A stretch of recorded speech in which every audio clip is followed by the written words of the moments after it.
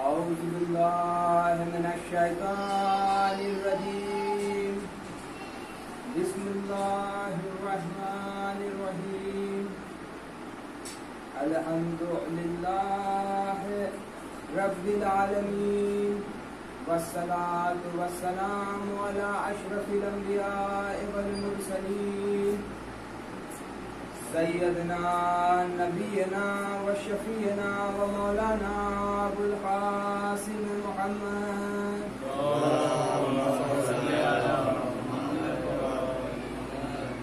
وعلى آله الطيبين الطاهرين، ولعنة الله على أعدائهم أجمعين.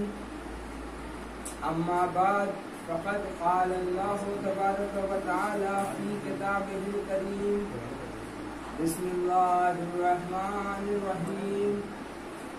وما خلقت الجن والإنس إلا ليعبدون.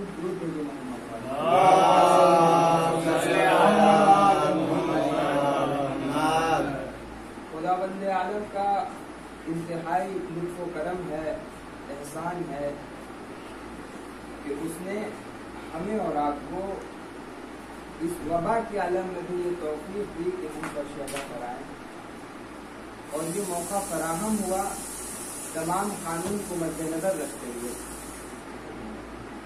کیونکہ بعض ایسے لوگ ہیں کہ جو اس سال عزاداری سے محروم ہیں، فرش ادا پر نہیں آ پا رہے ہیں، آن لائن مجلس کر رہے ہیں، لیکن چونکہ اللہ نے ہمیں اور آپ کو یہ موقع نصیب کیا کہ قانون کی پابندی کے باوجود اس کو فالو کرتے ہوئے ہم اس فرش ادا پر آئیں، تو یہ ایک نعمت ہے خدا کی. وہ سمجھ سکتا ہے کہ جس کے نگاہ میں عزاداری کو بچانے کے لیے وہ قربانیاں ہوں جو دی گئی. کون کون سا زمانہ دیکھا مولا حسین کے عزادار میں، اور آج کے اس عالم میں یہ تو بہت ہلکی مصیبت ہے، لیکن یہ بھی عزاداروں کے لیے کہ جن کے وجود میں مولا حسین علیہ السلام کے غم سے حرارت ہے، یہ ایک مصیبت ہے. ایسا نہیں ہے کہ ظاہراً ظلم کیا جا رہا ہے جیسا پچھلے تو حکومت کرنے والوں نے کیا تھا. پچھلے زمانوں میں جو ڈائریکٹ پابندی لگائی گئی تھی، ظاہر ہے ہندوستان کے اندر کبھی ایسا ہم لوگوں نے نہیں دیکھا، لیکن اس وبا کے عالم میں اس کی ہلکی سی جھلک نظر آ رہی ہے کہ اگر مشکل کے دور میں عزاداری کی جائے تب سمجھ میں آتا ہے کہ یہ عزاداری ایسی نعمت ہے کہ اگر چھین لی جائے تو وجود میں کچھ باقی نہیں رہتا. یہ نعمت ہے. اور عزاداری امام حسین علیہ السلام خدمت سیدہ ہے، اس میں کوئی شک نہیں ہے کسی انسان کو. اور جناب سیدہ کی اگر ایسی خدمت کی جائے کہ جو قبول ہو، تو اس خدمت کے بعد کیا ہوتا ہے وہ واقعہ جناب ام ایمن کا، کہ جناب ام ایمن نے رسول خدا سے لے کر مولا حسین تک سب کو پالا ہے، خادمہ ہیں خاندان رسالت کی. لیکن جب جناب سیدہ اس دنیا سے گزر گئیں تو جناب ام ایمن نے یہ فیصلہ کیا کہ وہ اب مدینے کے اندر زندگی نہیں گزاریں گے، لہذا بیابان کا رخ کیا. اور ایک موقع پر جب پیاس اور بھوک کی شدت سے جاں بلب ہو گئی اور بالکل ایسا لگنے لگا کہ اب جان نکل جائے گی، تو آسمان کا رخ کیا، آسمان کی طرف دیکھا اور یہ دعا کی کہ الہی انا خادمت و فاطمہ. شکایت کی صرف یہ کہا کہ اے خدا میں فاطمہ کی خادمہ ہوں. یہ نہیں کہا کہ میرے لیے کوئی پانی اور کھانے کا انتظام ہو جائے، بلکہ صرف یہ دعا کی کہ اے خدا میں فاطمہ کی خادمہ ہوں، اور یہ شکایت کی کہ میں بھوک اور پیاس سے جاں بلب ہوں. اور اس دعا کا نتیجہ یہ ہوا، اور یہ واقعہ معتبر واقعہ ہے جس کو علماء نقل کرتے ہیں، کہ اس دعا کا اثر یہ ہوا کہ آسمان سے ایک سراہی اتری اور اس کے اندر انہوں نے جو اب کس طریقے کا آب تھا، وہ آب کوثر، آب شیریں، کس طریقے کا مجھے نہیں معلوم، لیکن جب اسے تناول کیا جناب ام ایمن نے تو اس کے بعد زندگی کے آخری لمحے تک نہ کبھی بھوک لگی نہ کبھی پیاس لگی.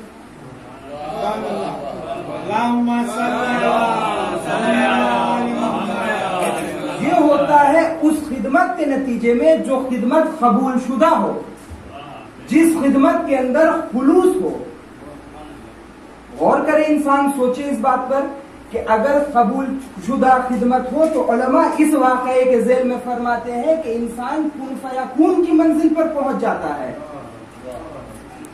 کن فیکون کی وہ منزل ہوتی ہے کہ جیسے خدا کہتا ہے کن، تو جس چیز کے لیے کہتا ہے وہ چیز ہو جاتی ہے. سیدہ کی خدمت میں انسان کو وہ شرف ملتا ہے کہ اگر انسان خدا سے صرف یہ شکایت کر دے، سیدہ کا حوالہ دے کر کے کہ الہی انا خادمت و فاطمہ، اور اگر خدمت کے اندر اتنا خلوص ہو کہ خدمت قبول شدہ خدمت ہو، تو پھر انسان کن فیکون کی منزل پہ پہنچتا ہے. یہ عزاداری، اس عزاداری کو اس طریقے سے دیکھنا چاہیے کہ یہ خدمت سیدہ ہے. ایک صلوات پڑھے محمد والے.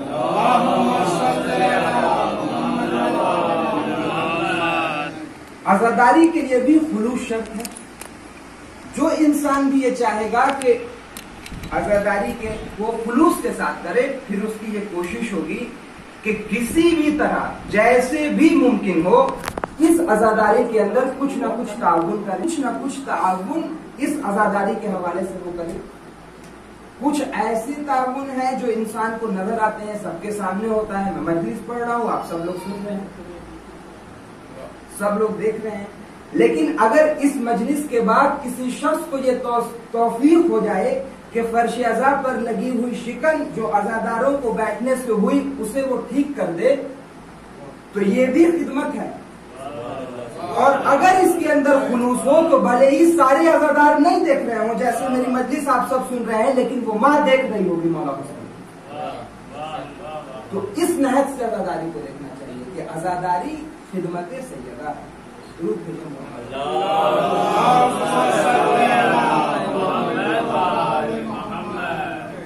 چند روز قلب زوم ایپ سے بھی مجلس ہوئی تھی کہ جس کے اندر جناب مسلم کے حوالے سے کہ جس کے اندر عزاداری سے ہونے والے معاشرتی اور سیاسی اثرات کو میں نے بیان کرنے کی کوشش کی تھی. آپ میں سے کچھ لوگ ظاہراً بھی موجود تھے. اس مجلس میں یہ میں نے بیان کیا تھا کہ اس عزاداری کا اثر انسان کے خلوق پر بھی ہوتا ہے، انسان کی ذاتی نفسیاتی زندگی پر بھی ہوتا ہے، اور اس سے متعلق کبھی گفتگو کروں گا. تو میں نے اس مجلس کا موضوع یہی رکھا ہے کہ انسان اس عزاداری کے ذریعے سے خود اپنی اصلاح کیسے کر سکتا ہے، خود اپنے لیے سبق کیسے حاصل کر سکتا ہے. صلوات پڑھیں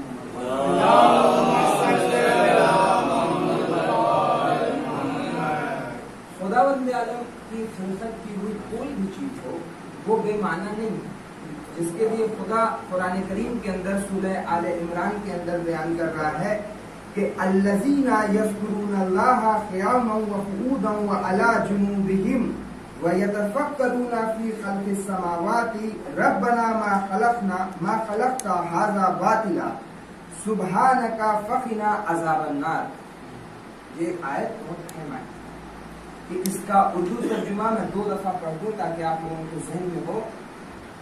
وہ یہ کہ جو اٹھتے بیٹھتے اور اپنی کروٹوں پر لیٹتے ہر حال میں اللہ کو یاد کرتے ہیں اور آسمانوں اور زمین کی خلقت میں غور و فکر کرتے ہیں اور کہتے ہیں ہمارے رب یہ سب کچھ تو نے بے حکمت نہیں بنایا، بے معنی نہیں بنایا، بے حکمت نہیں بنایا.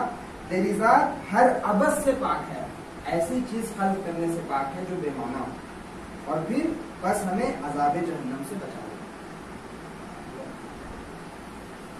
ایک دفعہ اور اس کو بیان کرنا ہے کیونکہ یہ اہم آیت ہے اور اس کے اندر کافی مفاہیم ہیں. پہلی بات اس آیت کا پہلا حصہ ہے کہ جو اٹھتے بیٹھتے اور اپنی کروٹوں پر لیٹتے ہوئے ہر حال میں اللہ کا ذکر کرتے ہیں. دوسرا حصہ یہ ہے کہ پھر آسمان اور زمین کی خلقت میں غور و فکر کرتے ہیں. تب تیسرا حصہ یہ ہے کہ پھر یہ نتیجہ نکلتا ہے کہ اے خدا تو نے کسی بھی چیز کو عبث خلق نہیں کیا. پھر اس کا نتیجہ یہ ہوتا ہے کہ یہ دعا کرتے ہیں کہ اے بار الہ مجھے جہنم کی آگ سے بچا دے. تو سب سے پہلی بات کیا ہے اس آیت کے اندر کہ ذکر کرتے ہیں.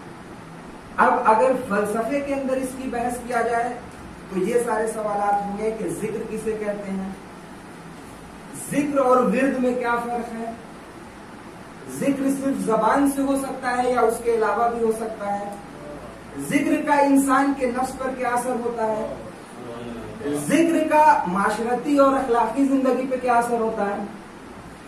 یہ سارے موضوعات جب دوسرا حصہ آئے گا غور و فکر, تو یہ بات ہوگی کہ غور و فکر اور غفلت میں کیا فرق ہے.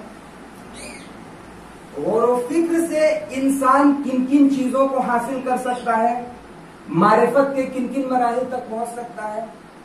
غفلت کی کیا کیا برائی ہے, غفلت سے انسان کن کن ہلاکتوں میں جا سکتا ہے. تیسرا حصہ پھر یہ آئے گا آیت کا کہ غور و فکر کرنے کے بعد اس نتیجے پر پہنچے کہ اللہ نے جن چیزوں کو بھی خلق کیا وہ عبث نہیں ہے. پھر فلسفت کے اندر غور و فکر, پھر اس کی بحث, اس کے بعد جب اس کا اثر ایمان پر ہو جائے تب یہ دعا ہے کہ جہنم کی آگ سے بچا لیں.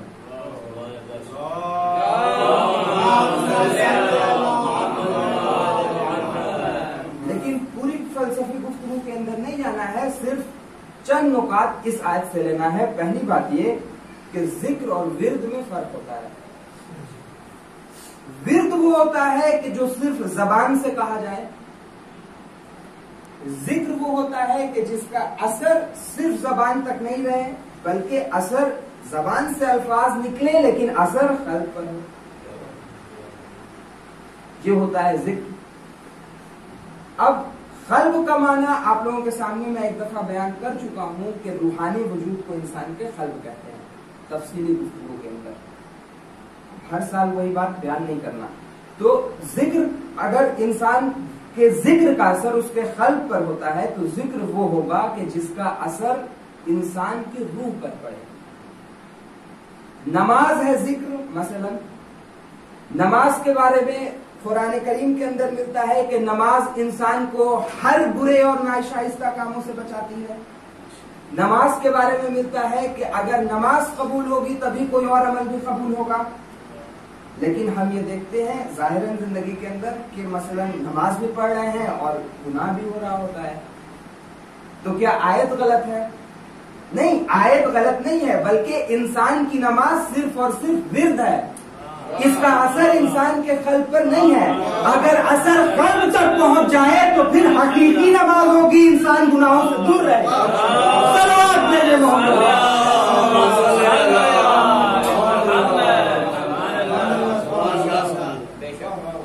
اب یہ بتائیے کہ عزاداری یہ سید الشہداء ورد ہے یا ذکر ہے؟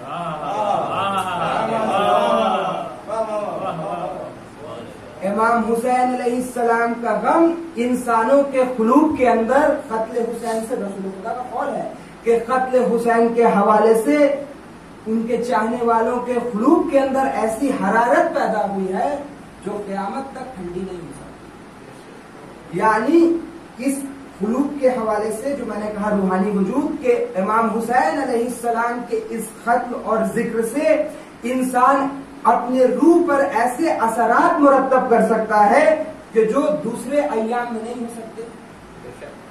یعنی محرم اصلاح نفس کا مہینہ, اس طریقے سے پھر انسان دیکھے محرم کو کہ آغا پنہیان فرماتے ہیں, ایران کے بہت بڑے عالم ہیں, کہ وہ اصلاح جو انسان خود اپنے نفس کی ماہ مبارک رمضان میں بھی نہیں کر سکتا وہ ماہ محرم میں ممکن ہے.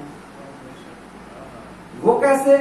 کیونکہ ماہ مبارک رمضان کے اندر ورد سے ذکر میں بدلے گا, تذکرہ یا نہیں بدلے گا, وہ ڈپینڈ کرتا ہے انسان کے اخلاص پر.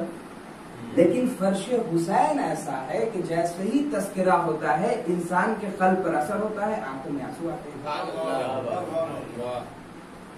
اب چونکہ آنکھوں میں آنسو آتے ہیں اور قلب پر اثر ہوتا ہے, لہذا اس پارٹیکولر اس آنسو کے ذریعے سے علماء فرماتے ہیں کہ کہ ذکر حسین جو ہے وہ انسانوں کو ان کی فطرت کی طرف واپس پلٹانے میں کارساز ہے. کہ بچہ جب پیدا ہوتا ہے تو روتا ہے، یعنی انسان کی حقیقی فطرت کہ جس کے بارے میں خدا کہتا ہے کہ ہم نے تمہیں فطرت اسلام پر پیدا کیا، اس فطرت کی طرف انسان واپس پلٹ سکتا ہے اس ذکر کے ذریعے سے، اس عزاداری کے ذریعے سے، اگر خلوص پیدا ہو جائے. خلوص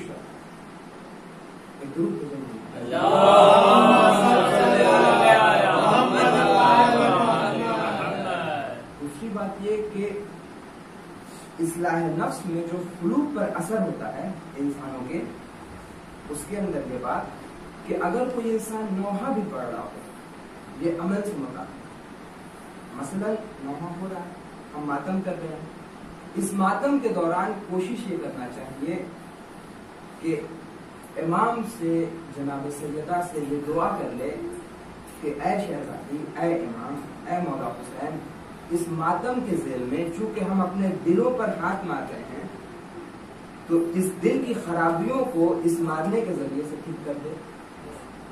مثلا یہاں پر گرد بیٹھ جائے، جب زیادہ گرد ہو جائے گی تو اسے مار کر کے ٹھیک کیا جائے گا؟ نہیں کیا جائے گا. انسان یہ دعا کر لے کہ اے مولا، اس قلب کے اندر بہت ساری گندگیاں بیٹھ گئی ہیں، اس طریقے کی گندگی بیٹھ گئی ہے کہ اب بغیر مارے اس کو ٹھیک کرنا ممکن نہیں ہو پا رہا ہے. اس غم کے ذریعے سے، اس ماتم کے ذریعے سے ان گندگیوں کو اس نہج سے انسان دیکھے. یہ بھی ایک طریقہ ہے.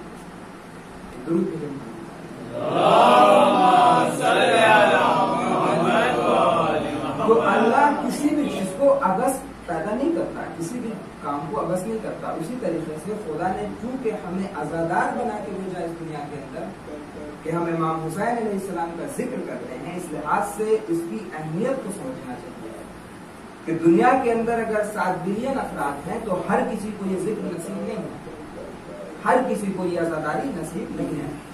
چونکہ ہمیں یہ عزاداری ملی تو اس پہ غور و فکر کرنا چاہیے اور خلوص کے ساتھ اس عزاداری کو برپا کرنے کی کوشش کرنا چاہیے. ایک دفعہ اور مل جل کر کے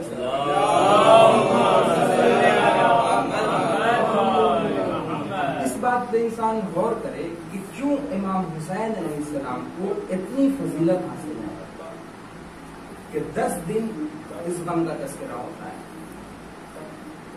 ایک اہم فضیلت حاصل ہے مولا حسین علیہ السلام کہ واقعے کے اندر، روایت کے اندر ملتا ہے کہ زائرین امام حسین علیہ السلام سے متعلق کہ جو لوگ امام کے زائر ہیں، جب خدا انہیں میدان محشر میں اٹھائے گا تو یہ سوال کرے گا کہ یہ بتاؤ کہ تم نے زیارت کیوں کی تھی مولا حسین کی اپنی.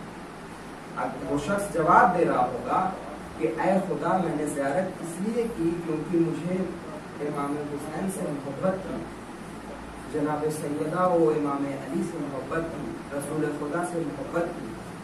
تو خدا فرمائے گا کہ کیا اس لیے زیارت کی؟ تو بندہ کہہ رہا ہوگا کہ ہاں اس لیے زیارت کی. اب معلوم آگے روایت کیا کہتی ہے، میرے اندر ہمت نہیں ہوتی. روایت کہتی ہے کہ خدا کہے گا کہ چونکہ تم نے ان کی محبت میں زیارت کی تھی لہٰذا اس میدان محشر کے اندر جاؤ اور ان کے ساتھ ملحق ہو جاؤ. اب یہ سوچ لیں انسان. اب اس کے آگے ایک اور جملہ ہے روایت. پہلی بات یہ کہ اس میدان محشر کے اندر جہاں انبیاء الامان الحفیظ کر رہے ہیں، یہ ملتا ہے زائرین امام حسین علیہ السلام کی، جن کے پاس خلوص ہو، سے یہ کہا جائے گا کہ جاؤ اور رسول خدا و امام علی و جناب سیدہ کے ساتھ ملحق ہو جاؤ. اور روایت کا اگلا جملہ یہ ہے کہ ان کے ساتھ ملحق ہو جاؤ ان کے درجے پر.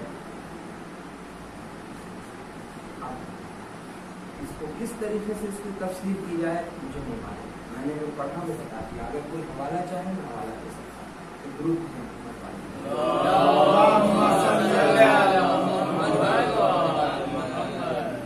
امام حسین علیہ السلام کا ذکر جو ہے وہ واقعات کے اندر ملتا ہے کہ ایک شخص آتا ہے امام صادق علیہ السلام کے پاس. شخص کا نام ابو یعفور ہے. آنے کے بعد امام سے کہتا ہے کہ آپ کی زیارت کا جب میرے دل میں شوق پیدا ہوا تو میں نے کافی مصیبت اٹھائی تاکہ آپ کی زیارت کے شرف کو حاصل کر سکوں اور آپ کی زیارت کے لیے آیا. تو امام نے فرمایا کہ تم ان کی زیارت کے لیے کیوں نہیں گئے؟ پھر امام فرماتے ہیں کہ من کان اعظم حقا علیک منی، کہ ان بزرگوار کی زیارت کے لیے کیوں نہیں گئے کہ جن کا حق تم پر مجھ سے زیادہ ہے. تو اس شخص نے سوال کیا پلٹ کر کے کہ اے مولا آپ یہ بتائیں کہ وہ شخص کون ہے؟ وہ شخص کہتا ہے کہ میں نے کہا من اعظم علی حقا من، وہ بزرگوار ہستی کون ہے کہ جن کا حق مجھ پر آپ سے بھی زیادہ ہے. تو امام صادق علیہ السلام نے پھر پلٹ کر کے جواب دیا اس شخص کو کہ جدی حسین ابن علی علیہ السلام، یعنی ہمارے جد حسین ابن علی علیہ السلام وہ ہیں کہ جن کا حق جو ہے وہ میرے حق سے زیادہ ہے. یہ فضیلت ہے، یعنی امام حسین علیہ السلام کو خاص فضیلت حاصل ہے کہ خدا نے بھی خاص فضیلت دی کہ زائرین نے امام کو کہا کہ جاؤ ملحق ہو جاؤ. امام نے ظاہراً یہ بتایا کہ کیا فضیلت حاصل ہے. ایک اور روایت کے اندر امام رضا علیہ السلام سے روایت ہے کہ امام رضا علیہ السلام ریان ابن شبیب سے کہتے ہیں کہ اے ریان ان یوم الحسین اخرہا جفوننا، اے ریان حسین کے دن نے میری پلکوں کو زخمی کر دیا. امام رضا بتا رہے ہیں کہ طریقہ کیا ہو مولا حسین کے غم رونے کا، کہ انسان کے جسم کے اندر جو اعضاء و جوارے ہیں اس کے اندر جو نازک اعضاء و جوارے میں سے ہے وہ انسان کی پلک ہے. اس طریقے سے امام نے گریا کیا کہ کہا کہ اخرہا جفوننا، اے ریان ابن شبیب میری پلکوں کو زخمی کر دیا. اس کے بعد واپس امام کہتے ہیں ریان ابن شبیب سے کہ ان کنت باکی لشیء فبکی علی الحسین، اے ریان اگر تمہارا کبھی جی چاہے کہ کسی مظلوم پر گریا کرو تو تمہیں چاہیے کہ صرف اور صرف حسین پر. اور پھر اس کیفیت کو بتایا جس کیفیت میں امام حسین کاظم علیہ السلام گریا کرتے تھے. کہا کہ جب محرم کا چاند نمودار ہوتا تھا تو کوئی میرے بابا کو مسکراتے ہوئے نہیں دیکھتا تھا، اور جیسے جیسے دن آگے بڑھتا جاتا تھا تو میرے بابا پر الگ قسم کی کیفیت طاری ہوتی تھی، اور عاشورہ کا روز ان کے لیے انتہائی مصیبت کا روز ہوتا تھا. اور آخری جملہ کیوں گریا اس طریقے سے کیا کرتے تھے؟ تو امام فرماتے ہیں کہ فَإِنَّهُ ذُبِحَ كَذَبِ الْقَبْشَا، کہ میرے جد امجد مولا حسین کو اس طریقے سے شہید کر دیا گیا کہ جیسے گوسفند کو اس طریقے سے ذبح ہوا. یہ مسائل، اور اس مسائل کو اگر کوئی انسان سمجھ لے، اس میں غور و فکر کر لے تو انسان کی زندگی تبدیل ہو سکتی ہے اس عزاداری کے ذریعے. آغا پنہیان فرماتے ہیں کہ انسان کی زندگی کے اندر ہر موقع ایسا نہیں آتا ہے کہ انسان اپنی خامیوں کو سمجھے اور زندگی تبدیل کر لے. مثلا کوئی انسان اگر سڑک پر غلط راستے پہ چلا جائے تو ہر موقع پہ یو ٹرن نہیں لے سکتا ہے، اس کے لیے قانون ہے. اسی طریقے سے نفسیاتی زندگی کے اندر بعض اوقات انسان اس طریقے کے گناہوں میں ملوث ہو جاتا ہے کہ توفیقات کو سلب کر لیا جاتا ہے. اصلاح نفس کے حوالے سے انسان کو چاہیے کہ اس موقع کو سمجھے، اس موقع کی معرفت حاصل کرے اور اپنی زندگی کو فطرت کی جانب موڑے. کیوں؟ کیونکہ میں نے جس واقعے سے مجلس شروع کی کہ اگر خلوص ہو، قابل شدہ خدمت ہو تو اس کی فضیلت ہے. اور یہ کربلا کے اندر آپ کو بار بار ملے گا کہ جب جناب مسلم کا واقعہ اگر آپ غور کریں تو ایک روایت کے مطابق 40,000 لوگ تھے نا بیعت کرنے والے. کوئی ہے یہاں پر ایسا کہ جس ان 40,000 لوگوں میں سے 10 آدمی کا نام بھی بتا دیں، 40 آدمی کا نام بھی بتا دیں، 5 آدمی کا نام بھی بتا دیں؟ ممکن ہے ہم لوگ نہیں بتا پائیں، اور اگر نام لیں بھی تو تعریف کے ساتھ نہیں لیں گے. لیکن ہمیں کس کا نام یاد ہے؟ ان خاتون طوا کا نام یاد ہے کہ جنہوں نے جناب مسلم کو پانی پلایا اور اس بات کا خیال رکھا کہ کہیں ایسا نہ ہو کہ خاندان رسالت کی ایک فرد میرے چوکھٹ پر بیٹھ کر رات نہ بتائے اور چلی جائے. اس سے بہتر یہ ہے کہ میں ایک رات کے لیے مہلت دے دوں کہ آپ میرے گھر آئیں اور آرام کریں. بس صرف ایک خدمت ہے ایک رات کہ اے جناب مسلم میں خاندان رسالت کی خادمہ ہوں. اس طریقے سے میں جانتی ہوں عظمت رسول کو. میں گزارش کرتی ہوں کہ آپ ایک رات کے لیے ہمارے گھر آئیں اور عبادت میں اپنی شک کو مرکز کریں. اس ایک رات کی خدمت کو آج تک علماء بیان کرتے ہیں. کیوں؟ کیونکہ اس خدمت کے اندر خلوص تھا. لیکن خط لکھنے کو جب بیان کیا جاتا ہے، زبانی جن لوگوں نے دعویٰ کیا تھا کہ ساتھ دیں گے اسے جب بیان کیا جاتا ہے، چونکہ اس کے اندر خلوص نہیں تھا، اس وجہ سے اس کی کیفیت وہ نہیں ہوتی ہے جو جناب طوا ہے. اور جناب طوا سیدانی نہیں ہے. جناب طوا ایسی خاتون نہیں ہے کہ جو آزاد، بلکہ جناب طوا ایک کنیز تھی. لیکن چونکہ انہوں نے خاندان رسالت کی خدمت کر دی اور ایسی خدمت جسے قبول کر لیا گیا تو اس کا اثر ہے. اور وہ فکر کرنے کے لیے واقعہ کربلا کے اندر بہت ساری چیزیں. مثلا اب چونکہ میں نے فطرت کی بات کی تو ایک بات یہ بھی بیان کر دوں کہ عزاداروں کو امام حسین علیہ السلام کا ذکر فطرت کی جانب موڑتا ہے. لیکن ایک منزل ایسی آتی ہے، ایک موقع ایسا آتا ہے کہ اگر امام حسین علیہ السلام کے حکم کے لیے انسان کو خود اپنی فطرت سے مقابلہ کرنا پڑے تو انسان کر لیتا ہے. کہ جب صبح عاشورہ نمودار ہوئی اور مولا نے کہا کہ مجھے نماز فجر پڑھنا ہے، اور نماز ظہر کا جب موقع آیا، دونوں موقع پر نماز فجر کا سب کو معلوم ہے کہ جب ایک طرف سے تیروں کی بارش ہوئی تو کیا ہوا؟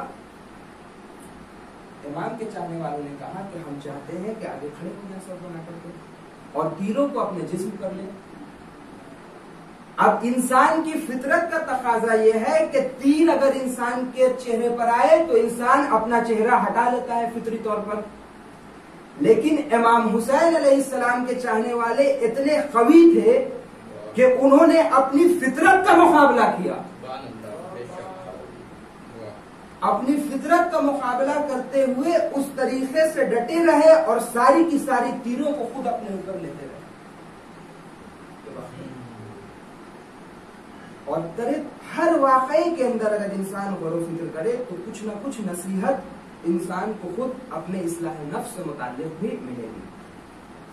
کہ امام حسین علیہ السلام کا مکتب یہ سکھاتا ہے کہ جس طریقے سے بھی امام کی خدمت ہو، انسان ایک قدم بھی اگر بڑھا سکے تو بڑھا لے.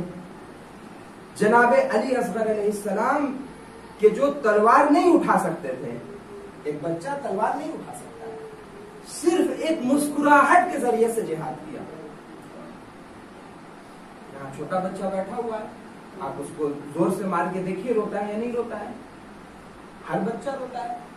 فطرت کا تقاضا یہ ہے کہ اگر بچے کو تکلیف ہو تو بچہ روئے گا. لیکن جناب علی اصغر علیہ السلام نے ایک مسکراہٹ کے ساتھ بتا دیا کہ اگر ولایت و امامت کی نصرت ایک مسکراہٹ کے ساتھ بھی ممکن ہو تو مسکراہٹ کے ساتھ نصرت کرو. بس ایک آخری واقعہ اور مجلس تمام وہ یہ کہ میں نے کہا کہ عزاداری خدمت فاطمہ ہے. بس اس سے متعلق ایک واقعہ، ایک ضعیفہ کا واقعہ ہے کہ وہ ہر سال اپنے عزاخانے کے اندر عزاداری کیا کرتی تھی. جب عمر زیادہ ہو گئی، ضعیف ہو گئی، تو اس نے یہ سوچا کہ شاید اس برس ایسا ہو کہ میرے جسم کے اندر صلاحیت نہیں ہو کہ میں عزاخانہ سجا سکوں. جب چاند نمودار ہوا ماہ محرم کا تو اس کے گھر پر دخل الباب ہوا. اب جو اس نے دروازہ کھولا تو دیکھا کہ ایک نقاب پوش بیوی آئی ہے اور یہ کہتی ہیں کہ اے ضعیفہ، میں چاہتی ہوں کہ عزاخانہ سجانے میں تیری مدد کروں. وہ ضعیفہ کہتی ہیں کہ میں نے کہا کہ میں انتظار ہی میں تھی، مجھے لگ رہا تھا کہ شاید اس دفعہ میں عزاداری نہیں کر پاؤں، آپ کا شکر ہے کہ آپ آئیں. اور وہ ضعیفہ بیان کرتی ہیں، واقعے کے اندر ملتا ہے کہ میں نے دیکھا کہ وہ بیوی اس طریقے سے عزاخانہ سجا رہی ہوں جیسے کہ ان کی اپنے گھر کا کوئی فنکشن پروگرام ہو، اپنے گھر کی عزا ہو، جیسے کہ خود ان کا بیٹا اس دنیا سے گزر گیا ہو. اور پھر مجلس کے اندر روز جب دن گزرتا گیا تو اس بیوی کی تڑپ دیکھنے کے قابل تھی کہ ایسے گریا کیا کرتی تھی کہ جیسے خود اپنے فرزند کے غم میں رو رہی ہوں. اور جب 7 محرم آئی تو شدت اتنی بڑھ گئی کہ مجھے ایسا لگنے لگا کہ کہیں انہیں ذاتی طور پر جسمانی طور پر پریشانی نہ ہو جائے، اس طریقے سے گریا کر رہی تھی. اور شب عاشور جب آئی تو انہوں نے کہا کہ اے ضعیفہ مجھے بس ایک شب کی مہلت دے دے، میں پھر 12 محرم کو تیرے پاس آؤں گی. اور وہ بیوی چلی گئی. جب 12 محرم کو واپس آئی تو میرے گھر کا دستور یہ تھا کہ میں ایک تشت کے اندر تحفہ پیش کیا کرتی تھی. تو میں نے اس تحفے کے اندر کچھ نان و نقوہ، کچھ کپڑے اور درہم و دینار رکھا اور لے جا کر ان بیوی کو پیش کیا کہ اے بیوی آپ نے میرے گھر کی عزاداری کو بچا لیا، اس تحفے کو قبول کیجئے. ایک مرتبہ بیوی چیخ مار کر رونے لگی، اے ضعیفہ مجھے میرے فرزند حسین کے غم میں رونے کے لیے